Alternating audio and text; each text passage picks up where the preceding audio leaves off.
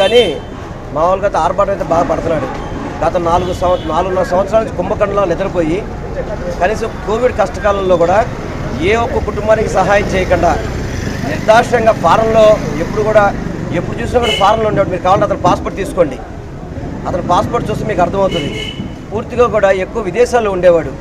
కనీసం ఇక్కడ ప్రజల్ని వదిలేసి గాలికి వదిలేసి ఎందుకంటే 25 ఓట్ల తేడాతో అతను ఓటమి చెందాడు.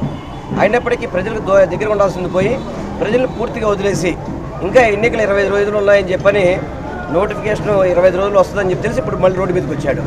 అటువంటి వ్యక్తి మనకు అవసరమా అని చెప్పని ఈరోజు ప్రజలు అడుగుతున్నారు. ఎందుకంటే ఎప్పుడు కూడా కనీసం బయటకు వచ్చి ఎవరి కష్టాన్ని కానీ ఎవరి సుఖాన్ని కానీ చూసిన వ్యక్తి కాదు.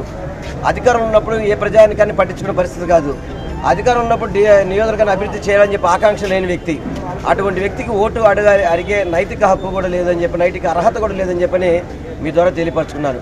ఇప్పుడు మాత్రం కులాల మీటింగులు, సంఘాల మీటింగులు, అనేక మీటింగులు పెడుతున్నాడు.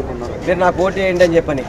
అతను మనస్తత్వం తెలిసిన ప్రతి వాళ్ళు కూడా ఒకటే చెప్తారు, ఇతనికి ఓటు వేస్తే మాత్రం రౌడీజం పెరుగుతుంది, భూ కబ్జాలు పెరుగుతాయి, దాదాగిరి పెరుగుతుంది అని చెప్పని ప్రతి వాళ్ళు ఈరోజు అతని గురించి చేదరించుకుంటున్నారు. అయినా సిగ్గు లేకుండా మళ్ళీ తందులో మాట అని చెప్పి ఏదో వస్తున్నాడు. నేను ఒకటే చెప్తున్నాను, ఈరోజు సెంట్రల్ నియోజకవర్గ ప్రజానికం కానీ పార్టీ నాయకులు కానీ అందరూ కూడా జగన్మోహన్ రెడ్డి గారి మీద మక్కువతో ఉన్నారు. ఎందుకంటే ఇందాక తెలుగుదేశం పార్టీ ఒక నాయకుడి ఇంటికి వెళ్ళాం, అతను లేడు. వాళ్ళ సత్యమని ఒకటే అన్నారు, జగనన్న మాకు పథకాలు ఇస్తున్నాడయ్యా, తప్పకుండా మేము ఆయన ఓటేయాలి అని చెప్పని ఇతర పార్టీలే ఈరోజు జగన్మోహన్ రెడ్డి గారిని పొగిడే పరిస్థితి. అటువంటి పరిపాలన చేసిన ముఖ్యమంత్రి గారికి 175 నియోజకవర్గాలు కూడా గెలుపు నన్నేరు బిందాగని చెప్పని తెలియపరచుకుంటూ తప్పకుండా 175 సీట్లు గెలిచి తీరుతామని చెప్పని కూడా మీ అందరికి కూడా తెలియపరచుకుంటాం. మాట్లాడటం అనేది ఉపయోగం లేదు.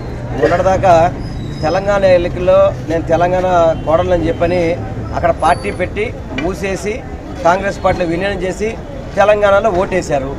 ఆంధ్ర రాష్ట్రానికి వచ్చి ఏం పని చేస్తారండి? ఇప్పుడు ఆ ఓటు ఎక్కడుందా? అది వెళ్ళి తెలంగాణలో చూసుకోవాలి. ఈ ఆంధ్ర రాష్ట్రానికి ఎందుకు వచ్చింది? చంద్రబాబు పంపిస్తే రావడం జరిగింది. అందుకని షర్మిల గారి గురించి మాట్లాడడం అనేది అంత నాకు ఇష్టంగా కూడా లేదు. ఎందుకంటే ఆమె ఆల్రెడీ చంద్రబాబు మాయలో పడిపోయింది. చంద్రబాబు బుట్టకాలు నమ్ముతుంది.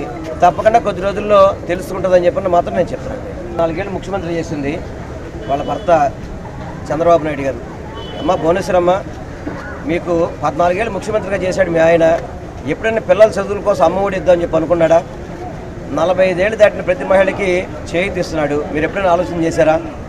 అదేవిధంగా మన స్కూల్స్ని నాడు నేడు అనే బాగు చేస్తున్నాడు. మీరు ఎప్పుడైనా చేశారు అట్లాగా? హాస్పిటల్స్ని నాడు నేడు అని చెప్పి ఈరోజు ప్రైవేట్ హాస్పిటల్ ధీటుగా డెవలప్ చేస్తున్నారు. మీరు ఎప్పుడైనా చేశారా? ఇన్ని చక్కటి కార్యక్రమాలు చిన్న పిల్లల నుంచి పెద్ద అవాతాతల వరకు ఇంత కార్యక్రమాలు చేస్తుంటే కనపట్లేదమ్మా భువనేశ్వరమ్మ. మీ ఆయన 14 సంవత్సరాలు ఏ ఒక్కటి చేస్తున్నా కానీ 23 సీట్లు ఎందుకు వచ్చాడమ్మా నువ్వు? మరి అందుకేగా ఇవన్నీ తెలిసే కదా చంద్రబాబు నాయుడు గారిని పక్కన పెడదాం అనుకున్నావు. నువ్వు రంగంలో దిగుదాం అనుకున్నావు. నీ చంద్రబాబు నాయుడు నేను రాణిస్తాడా? నిన్ను పోటీ చేయిస్తాడా? చంద్రబాబు నిన్ను పోటీ చేయిస్తాడా? చెప్పమ్మ ఒకసారి. నీకు అన్నీ తెలుసు, కానీ భర్త కదా బయటికి చెప్పుకోలేవు. లోపల నీ ఆవేదన అందరికీ కూడా ప్రజలకు తెలుసు. నీ ఆవేదన అర్థమవుతుంది. నీకు పోటీ చేయాలని ఉంది, కానీ చంద్రబాబు అవకాశం ఇవ్వడు. నారా లోకేష్కి పోటీ చేసినా గెలవలేడు. ఏం చేస్తావమ్మా? దయచేసి భువనేశ్వరమ్మ అర్థం చేసుకోండి. రాష్ట్ర ప్రజల మనోభావాలు అర్థం చేసుకోండి. వారు ఏ విధంగా ఈరోజు జగన్మోహన్ రెడ్డి గారి పరిపాలన సంతోషంగా ఉన్నారు అంటే మీరు ఆల్మోస్ట్ చెప్పడం అంటే పేద ప్రజలను కలవరు. మీరు మన సామాజిక వర్గం వాళ్ళని పెత్తందారులే కలుస్తారు. అందుకే మీకు ఆ మాటలు వస్తుంటాయి. ఒకసారి పేద ప్రజలు గుడిసెలోకి వెళ్ళండి అమ్మా, వాళ్ళు చెప్తారు ఈరోజు జగన్మోహన్ రెడ్డి గారి గురించి, రాజశేఖర రెడ్డి గారి గురించి. మీ ఆయన గురించి ఎప్పుడైనా చెప్తారా? మీ ఆయన మంచి చేశాడని చెప్పి ఒక్క పేదవారిని చెప్పించి ఒక్కసారి చెప్పించి నువ్వు ఈరోజు కుల మతాలకు అతీతంగా, పార్టీలకు అతీతంగా, అన్నిటికీ అతీతంగా ఈరోజు పథకాలు ఇస్తున్నాడు. మీ ఆయన ఎప్పుడైనా ఇచ్చాడా? చంద్రబాబు నాయుడు ఎప్పుడు ఇచ్చాడా? చెప్పండి అమ్మ భువనేశ్వరమ్మ. ఇది ఎన్నికలు వస్తున్నాయి కదా అని చెప్పని మీరు ఏదో తిరుగుతూ మీ యొక్క సింపతి పొందాలని ప్రయత్నం చేస్తారు. కానీ రాష్ట్ర ప్రజలు తెలుసమ్మా చంద్రబాబు మాయ గురించి. కానీ మీ మాటలు నమ్మకూడదని కూడా రాష్ట్ర ప్రజలు తెలుసు. కాబట్టి మీ మాటలు ఎవరు నమ్మే పరిస్థితుల్లో మాత్రం ఈ రాష్ట్ర ప్రజలు లేరు.